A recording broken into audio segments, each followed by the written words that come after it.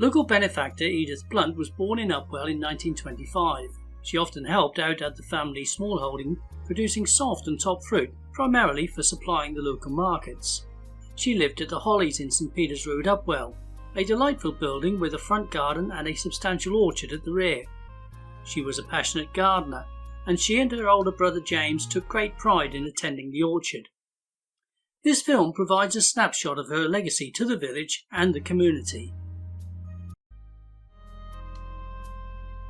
The Blunt family moved into the area towards the end of the 19th century and have lived on this land all that time. Edith was the last remaining member of the family, and she passed away in 2012. Because she didn't have any children to leave the land to, she decided it would be a good idea to leave the land to the village in trust, with the stipulation that all the proceeds from the trust would be used for the benefit of the residents of Upwell, and specifically she asked for the orchard, which was behind her house, to be converted into a nature walk for families to use as a recreational area. It was quite run down when we took it over. The trees hadn't been pruned for many years, a lot of them were rotten in places, so we employed a local retired farmer to look after the land for us, and they've been through it brilliantly, clearing away brambles, nettles, pruning all the trees, and it got it back into a really nice state as a sort of a template on which to build the rest of the orchard. So we've had this nice path laid through so people can get through with pushchairs and wheelchairs, as well as able-bodied people, and we've been planting new trees, some old varieties of apples, there's plums, there's pears, there's some flowering cherries, together with some more normal trees such as chestnut oaks.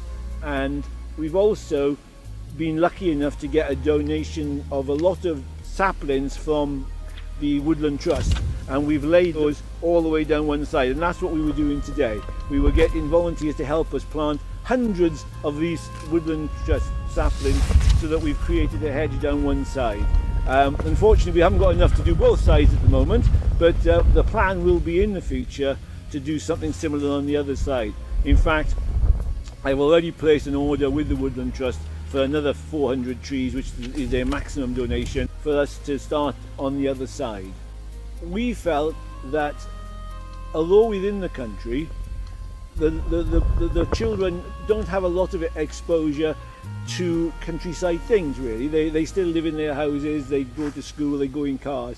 So we want this to be partly educational as well, for the children in the village to come in here and learn a little bit about the land, the environment, animals, trees and things like that. So we are going to put a little building just behind me, which is going to have so displays in there explaining the history of the orchard and a little bit about the ecology of the area.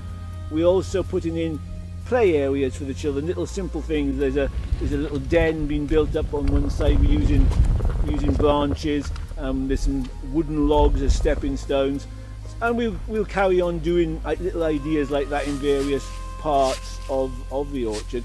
And what we hope is that local play groups, nurseries, the junior and primary school in the village will actually use the facilities to help educate the children about their environment and their history really of what this area used to be, because obviously orchards was one of the big things for this area going back over the last century. There's not many left now, but that was a really big agricultural produce, was apples and pears from this area in the past. I've already been putting up bird feeding stations. We have for people to put bird seed out if they wish to, and we are talking about putting up nesting boxes for things like owls, although there's some nice hollow trees in the orchard which might actually be natural homes for owls already.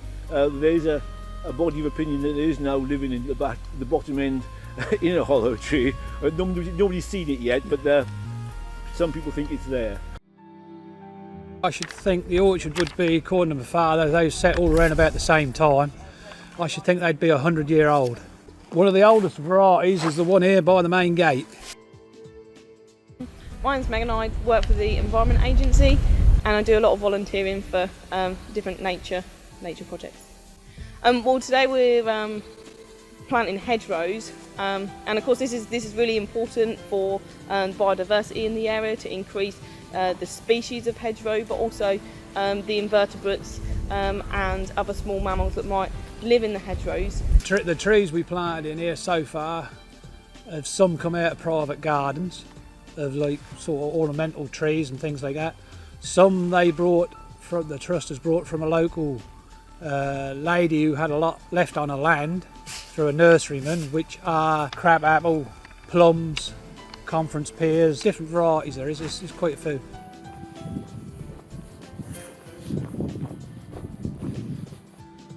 In March 2021, volunteers attended to plant additional bulbs. There's lots of plans to plant snowdrops, daffodils, possibly violets, also some wildflower meadows.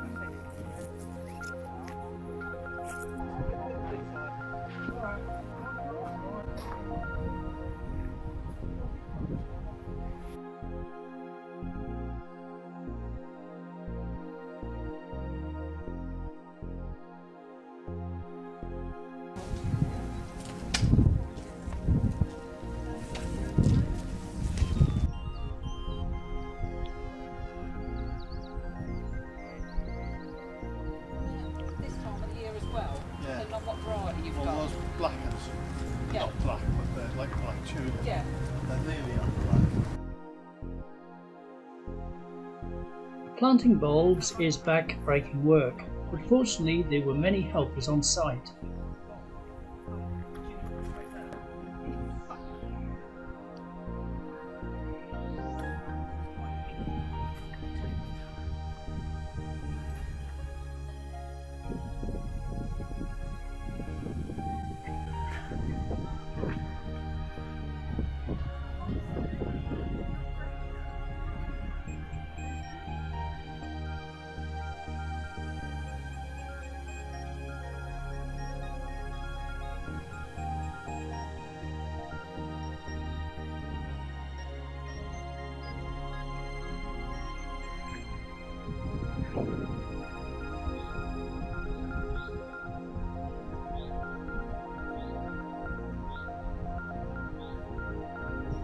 The results of the hard labour can now be seen. Wood piles, homes for bugs, bird feeding tables, trees and shrubs, wildlife habitats or children's play areas, benches for resting the weary, and most importantly, peace and tranquility.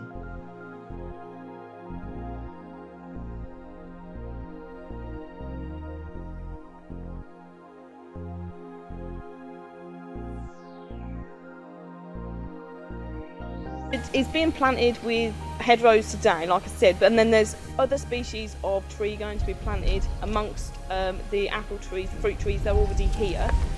There's also going to be a building for educational purposes for local schools to come and educate themselves about nature and the climate change effect on nature as well. There's various play groups coming here already and sit and have a look, discuss what they've seen and have a run around and whatnot, which is good for the village.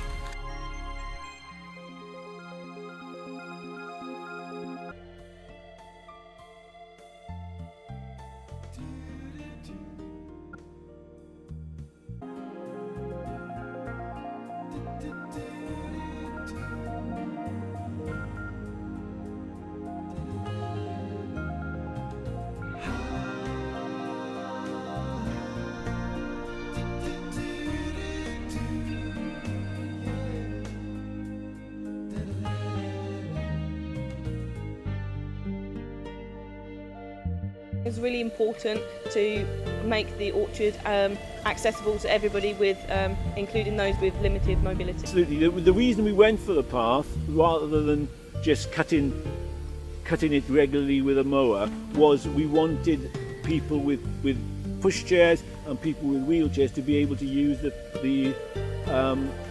facilities here. So this gate, which we are leaning on, has purposely been designed to be big enough to get a wheelchair through, and we're going to have an exact copy of this at the far end as well, so that people with wheelchairs can get in, but people won't be able to drive through on motorbikes and things like that, and spoiling the facility. And the area just at the entrance here is there's going to be tarmac. Most of the car park is gravel, but we're going to tarmac this one section and put some disabled parking bays there again to make it easy for people with disabilities to access this end. The other end they won't be able to get across, but they can do a circuit and come back to this end. There is a drive for volunteers to come and help with the upkeep. Most of the communication is via Facebook. There are posters that go up within the parish.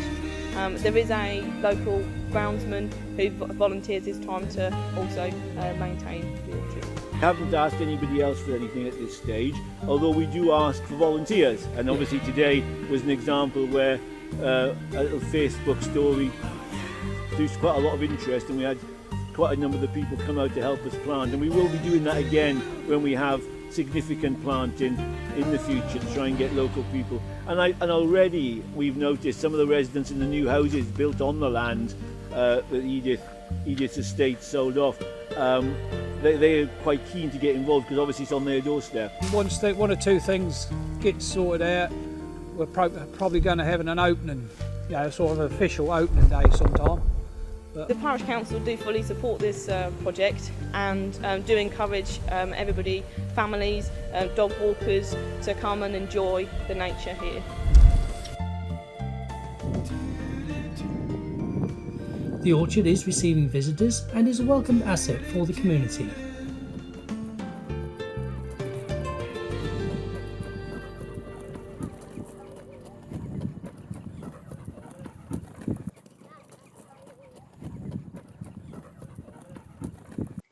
Let us take a quick tour through the orchard from Orchard Gardens to Stonehouse Road.